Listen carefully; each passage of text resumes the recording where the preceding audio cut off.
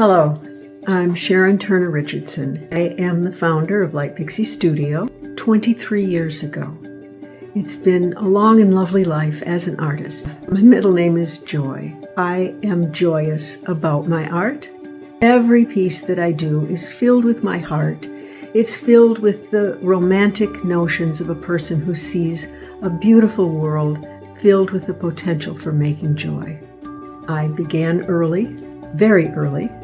As a young child, I was inspired by the people in my family who were artists. And so my favorite toys were things that made marks. My mother was a commercial artist, and my grandfather was the lead artist at Baker Furniture back in the day when their most exclusive pieces were often adorned with his paintings of violins and flowers and bowls of fruit and lovely landscapes. So I never went through the struggles that many artists do of thinking that art was beyond me and that I couldn't draw. I began as an 18-year-old college student, declared major as an artist, but I knew also very early that it wasn't going to be easy to make a living. And so for many years I pursued a professional career that took me not away from my art, but I wasn't dependent in order to eat.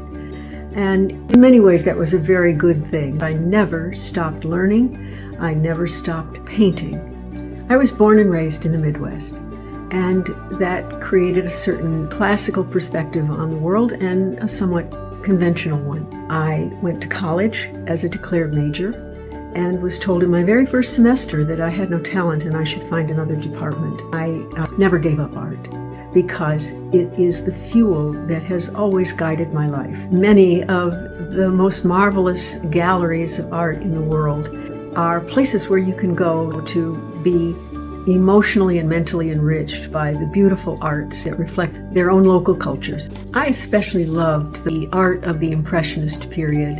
And so whether it's the Getty in Los Angeles, the Louvre in Paris, or the Hermitage in St. Petersburg, Russia, I have had the opportunity to see many of them in person. They are well worth studying. I always look at them from the sides so that I can see how they built texture. I study their color, I look at their line, and I feel my soul grow. Because I'm imaginative, I've never had any trouble coming up with ideas of things I wanted to paint. I have fun making art. It's not a chore. It's pure joy that I hope you can see. I'm known for vibrant, rich color.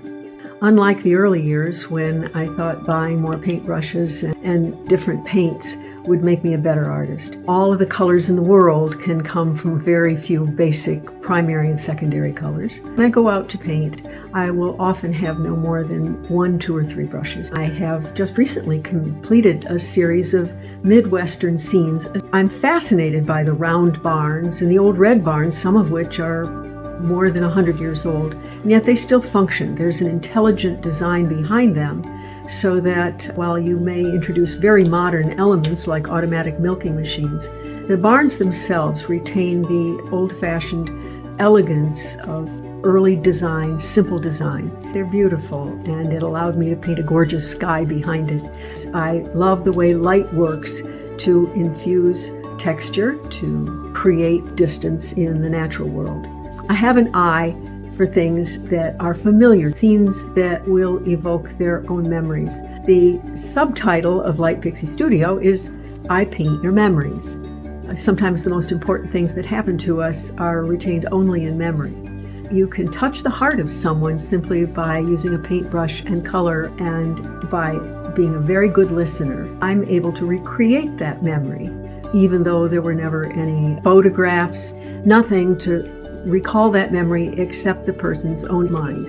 One of my most unusual series I call Umbrellandia, and it came about because it was a rainy day and I was using an umbrella. It's covered with very beautiful fall leaves. I thought, how interesting that the canopy of the trees is dressed exactly like the canopy of my umbrella. That's an unusual skip to go from an umbrella to a landscape.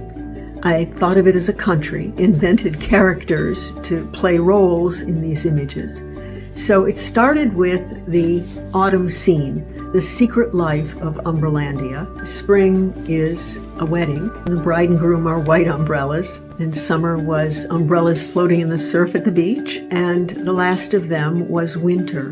The umbrellas are cuddled and huddled together on the ground filled with snow in the scene, icy branches of the trees above. So that's probably my most both innovative and unusual series. It hangs right now in a lovely gallery. It's Gallery 1802, and I'm very proud to have it there. These are very big paintings. They are on birch cradle board, and then I used a very unusual finish on it. I had been at the Peterson Car Museum in Los Angeles, and I learned that they use wax to bring up sheen and protect the finishes of these magnificent antique automobiles. And so I bought some of it to seal the painting and literally melted it into the painting. And it developed, instead of a sheen, which I didn't want, it created an absolutely beautiful matte finish. That's where experimentation comes in. Doesn't mean you won't ruin a few things along the way, but sometimes just by the pure accident of being both creative and risk-taking, you create something that you never imagined. Umbrellandia, it's not just beautiful, it's technically excellent. And I say that with pride in allowing the risk-taker to create something that I never quite imagined, but I discovered by accident. I present my work at some of the summer art markets and fairs. It's a wonderful way to connect with your audience. On the other hand, where it used to be quite easy to do a one-day show, arrive 6 in the morning, be ready to go 3 hours later, stand on your feet for 8 or 9 hours, begin breaking it down and get home at midnight. And that just doesn't work as well anymore. For one thing, I'm thinking that it's probably kinder to my husband, who is my official roadie, to apply for 2-day shows. After many years of pursuing my artistic passions in oil, watercolor, pastel, collage, photography, and on all kinds of different media, I am now choosing my most successful paintings, creating edges and transitions and enlarging them to make beautiful scarves on silk charmeuse, on silk and cashmere, and in pure wool. It's a new mountain to climb, and my scarves are now installed in La Perla Home on Honolulu Avenue in Montrose, California. It's a beautiful shop. I'm very proud to be there. I consider it a real acknowledgement of my years in art and all of the various things that I've explored.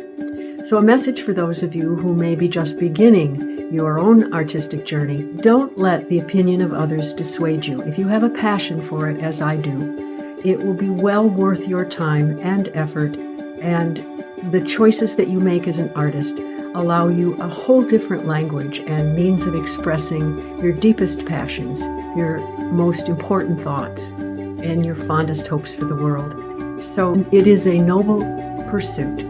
Don't let anyone tell you that you don't have talent. You will find your talent when you give your whole heart to something. The challenges of being an artist are different for each of us. I am losing my vision, which is kind of a hard thing to say for an artist, having less contrast vision and more difficulty seeing sharp edges. I'm painting bolder, larger scale, and there's a great deal that the future holds that's unknown in many directions, and challenges are good. The rewards of being an artist are immense. They are rich in ways other perhaps than money, but they certainly provide opportunity for self-expression, and it is a whole language that allows you to reach out and touch the heart of people in ways that words sometimes do not or absolutely cannot. And so I urge those of you with an artistic wish for your lives, take a chance, make a plan, work at it,